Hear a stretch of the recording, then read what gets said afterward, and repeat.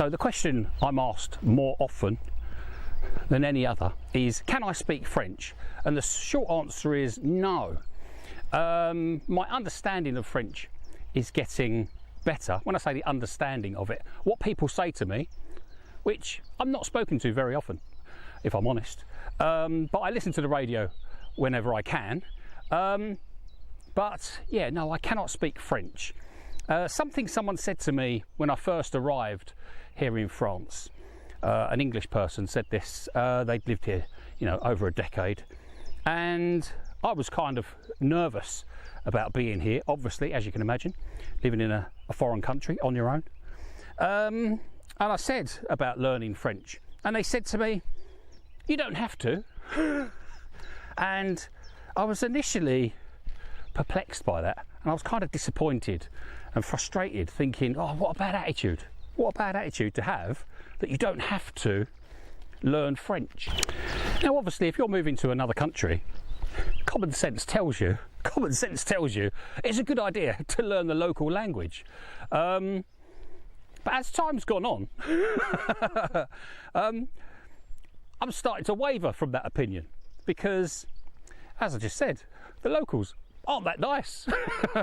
And if you learn the language, you're going to understand what they're saying about you. And yeah, that's definitely a negative. There's quite a few people. There's going to be people watching this video going, you need to learn a language, you should learn a, you should, and I totally understand. Now, I have ADHD, which means learning anything for me is quite tricky, and having the attention span to study French is very, very difficult. But I also understand there's things that I can do, which is quite a lot, that most people can't do. And yeah, you'll get people get on their high horse about how disappointed they are because you cannot speak French, or you're not learning French fast enough. And these are the people that will go and get help when they've got a problem with their car, or if they need an oil change, or they need new brake pads fitted. See, I just get my toolbox out and do it. See, learning a language is an ability, isn't it? It's a skill, and some people have the skills to do things, and some people don't.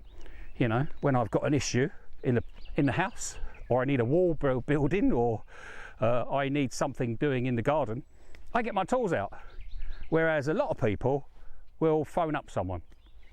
Now, if you're in a foreign country and you need help to do stuff, then quite likely you'll want to phone someone. And if you can't speak the language, that's quite tricky. So sometimes you'll phone someone or contact someone who will do that work on your behalf. Say you've got an issue with the tax office or something like that, then you can call someone to help you out. Like, it's a service, isn't it? So yeah, before you write a comment about how I should be learning French and I should know by now, I should know French by now, or I should be able to understand by now, yeah, I say, when was the last time you did an oil change on your car? Do you know what I mean? So very easy to criticise others. Generally, people with big egos like to criticise people for not behaving the way they do. And I've had that my whole life. If you've got ADHD, you always disappoint people, and you never quite match up to other people's standards. Well, I've got standards as well. Do you know what I mean? Go and change your oil. That's my standard. But one of the trickiest things I've found about learning French here is that you kind of want people to speak to you in French so you understand. If you go to the déchetterie, which is the recycling centre, more often than not, someone will speak to you in English, which is fine, and you have to say to them, please speak in français, please, s'il vous plaît. So my experience of learning a language, well, when I bought my house, I contacted an estate agent. Now, that estate agent spoke perfect English, and when I went actually out in the car to look at properties, the girl in the office that came out with me spoke really good English.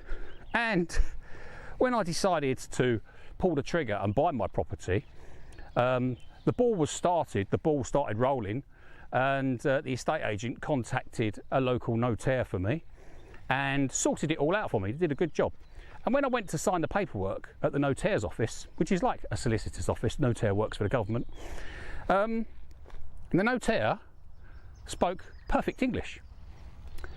And they said to me, right, you're going to need a French bank account. Oh, right, okay, no worries. Go and see this lady. And she put me in contact with a lady at a bank, a bank manager.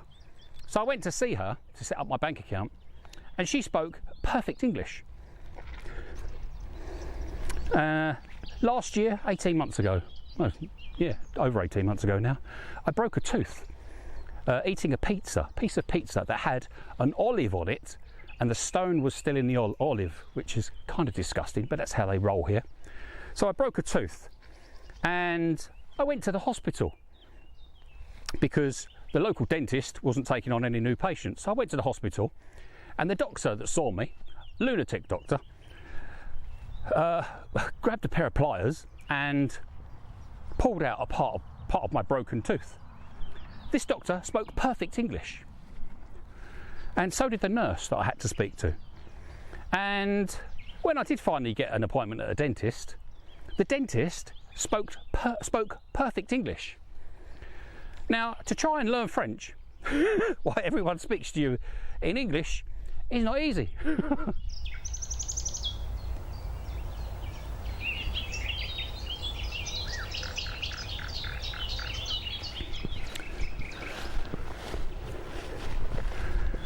So I am a single man. Now, one of the things you should do, they say, is integrate with the locals or integrate with the country. And that does cause a lot of problems. You'll see people move into your country that don't necessarily integrate, and you see it as a negative, understandably. Now, as I just said, I have ADHD and I have social anxiety that's off the charts, to the point where I try not to speak to anyone. I often find that when I do speak to people, it has a negative side effect, so I try and avoid it, which is something I'm probably going to need to work on. That's another video. So integrated into the country. So yeah, that's all well and good, isn't it? But how many single men do you know, and how many single men do you socialise with? If you're a single man, it's quite possible that you do associate with or are friends with other single men. But by and large, single men are kind of demonised everywhere, it seems. You're viewed with suspicion. And as I say, I kind of see myself as a Syrian refugee would in your country. Do you know what I mean? You're an outcast. You don't fit in. And in theory, if you learn the local language, you will fit in. Well, no, I don't. I never fitted in England. Do you know what I mean? Most people don't even know their neighbours. So integration, that's an interesting word. And I'm sure that means joining the workforce, joining the social groups, and such like. Well, if you've got social anxiety, those things are next to impossible. And most people with ADHD are kind of socially excluded anyway. So my situation is going to be very, very different to the average person's situation. So I'm going to try and make the best of what I've got here, because no one has a perfect life. Yeah, I live here in what I view as my little paradise, and the downside to that is there's no one here. You can't be surrounded by people and have a certain amount of lovely isolation. So it's very, very tricky. So yeah, there's going to be people saying, oh, you should be doing this, you should be doing that. And yeah, but I can do everything else. I could do everything else except speak French. And that is something I'm learning slowly, very, very slowly. It's going to be an uphill struggle for me, as I say, socially awkward, suffer with terrible anxiety. I hate even going to the supermarket. And when you do go to the supermarket and you've got a problem, which a few months ago I did, I had a problem because the gas bottle that I needed to exchange wasn't available. Yes, you guessed it. The lady that I spoke to spoke perfect English, because she was English. And she lived here most of her life, I imagine. So yes, don't let not being able to speak the language or not being able to learn the language very easily, don't let that put you off moving to another country, because there are millions of problems and that's just one of them.